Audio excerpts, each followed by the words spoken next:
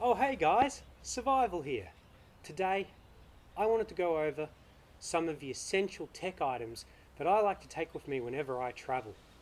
These items give me the best tech experience when I'm traveling. So let's get to it. So, got the power cube. You're probably wondering, why do I take a power cube, not a power board? Well, for starters, the cube's more compact. Still gives me 4 plug sockets. However, it also gives me 2 USB ports for charging, all in this nice compact little package. Got a decent length cord, and I throw in one of these, a mains adapter. So this adapter is the one most suited to where I travel. Now, I primarily travel to Europe, so I have a universal to European plug socket adapter. Why I take it? It's very simple. By simply having only one European mains adapter, I now have 4 Australian plug sockets at my disposal. And I've got the benefit of having 2 USB charging ports on the bottom of the power cube. So if something can charge via USB, I don't even need to plug the mains charger in. I can simply plug it in via USB. This is really wonderful, as it means I don't have to carry unnecessarily large and bulky power boards or multiple adapters. Further, it also means that I can power one really awesome piece of tech without tying up a USB charging wall wart and one mains socket. So it's a great case. What's in this case is what's awesome. This is a gl-inet slate travel router. Yes, you heard right. I carry a router with me when I travel. It is one of the best pieces of tech that I take with me when I travel. You know, we all travel with sometimes a laptop, a tablet, our phone, and when you want to move data between them or otherwise have them communicate with each other, a lot of the times it's either not possible, it's very difficult, or requires a series of adapters in order to access data off micro SD cards or to simply plug them into your computer. The data and charging cable for the phone, with any adapters you may or may not need, it becomes a mess. So, as you can see, I've got the travel router, the power cable for it, which is just a Type A USB to micro B USB charging cable, and we've got a flat form factor gigabit Ethernet cable. One thing I usually do is in the bottom of my backpack, I just chuck an extra small patch cable. That way I've always got 2 cables. However, I always keep one cable with the router. That way I always have at least one Ethernet cable. You're probably wondering, what's in the pocket up the top? Allow me to show you. It's a nice zipped up mesh pocket. So, for starters, I keep this. This is a micro B to USB-C anti-juice jacking device. So basically, all this adapter does is it connects the 5 volt and ground line from one end to the other. The USB data lines are not connected. So malicious devices such as juice jacking devices, which can take over your phone, take over your tablet, put remote access toolkits on them, cannot communicate because only power comes through this device. I highly recommend that wherever you travel, be it domestically, be it internationally, it doesn't matter. If you're going to be charging via USB and you're not going to be using a mains wall wart to charge off a mains power socket, if you're going to plug straight into USB, get yourself an anti-juice jacking device. The next important thing I carry, micro SD to SD card adapter. These are essential because whilst micro SD card readers do exist, they're not always that easy to locate and not everyone has one. Anywhere you go, you can get an SD card reader. So I always carry one of these for greatest flexibility. It's light, it's compact, it's really no big deal just to throw it in the pouch. The next thing I carry is this awesome little card reader. This is a compact little card reader that I picked up in my travels many years ago.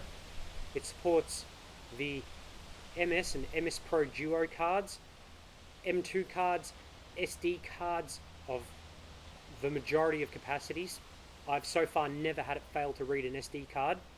And this one is really awesome because it also has a micro SD card reader on it. So I can put micro SD cards directly into this. On the back of it, we have a simple fold-out Type A USB connector in order to plug it into the computer. The wonderful thing about this little adapter, and why I love it so much, is it doesn't care about what operating system you run. As long as the operating system comes with a card reader driver, this will work. Which is why I always carry with me a little Type A to Micro B OTG adapter, because I can use this adapter to plug that card reader into all of my smart devices. The next thing I carry in here, USB to Micro B charging adapter.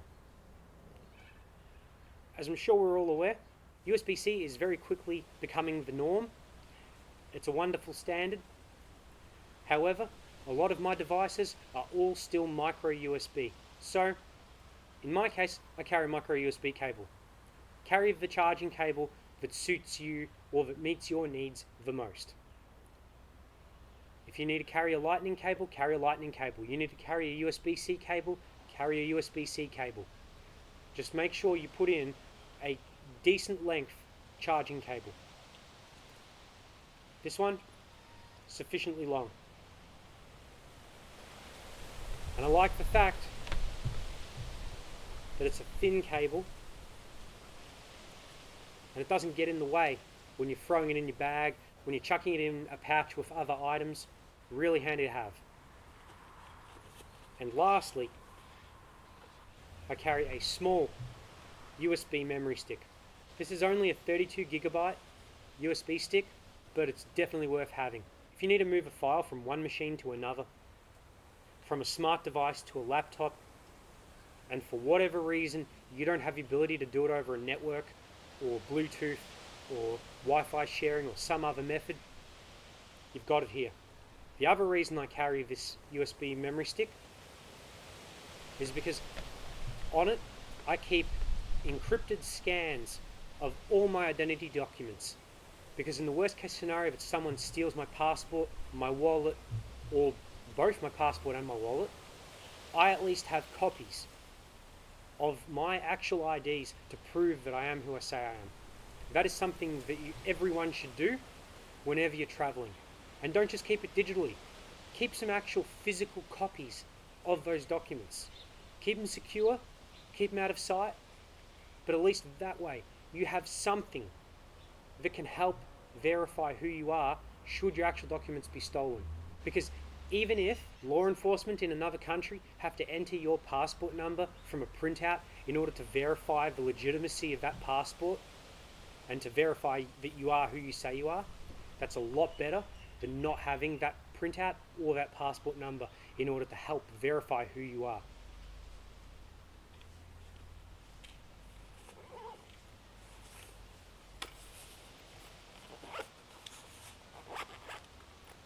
So those are the essential tech items that I like to take with me when I travel to have the best traveling experience possible. One item that I would recommend you consider adding is a Chromecast or similar device. That way, if you're not a fan of what's available either on the internal entertainment system or on the local TV stations, you can simply plug the casting device into the TV, power it up, and cast to it. One of the benefits of having the travel router is some of the cheaper casting devices require being on a local network in order to work. Some of the cheaper ones won't let you cast directly to them. As such, by having travel router, you've got your own personal network with you at all times. And the wonderful thing about the travel router, it only runs on 5 volt 2 amp USB power. So as long as you've got a USB port and you've got the cable to connect the travel router to USB, you have a network, because any USB port, as long as it's 5 volt 2 amp, will provide all the power it needs in order to run. I hope this has been a helpful video for you. If you have any questions or comments, please leave them down below, and I hope that we've been able to help improve your travelling experience. Now, I understand that under the current times, people aren't going to be travelling overseas. However, all that means is you just won't need a universal to wherever adapter. You can still use every other bit of information in this video and it will help improve your experience. Just remember, once you finish travelling locally and you're able to travel internationally again, make sure you chuck that international to wherever you're going power adapter in, because you don't want to head overseas and not have that adapter. And as always, stay safe in the bush.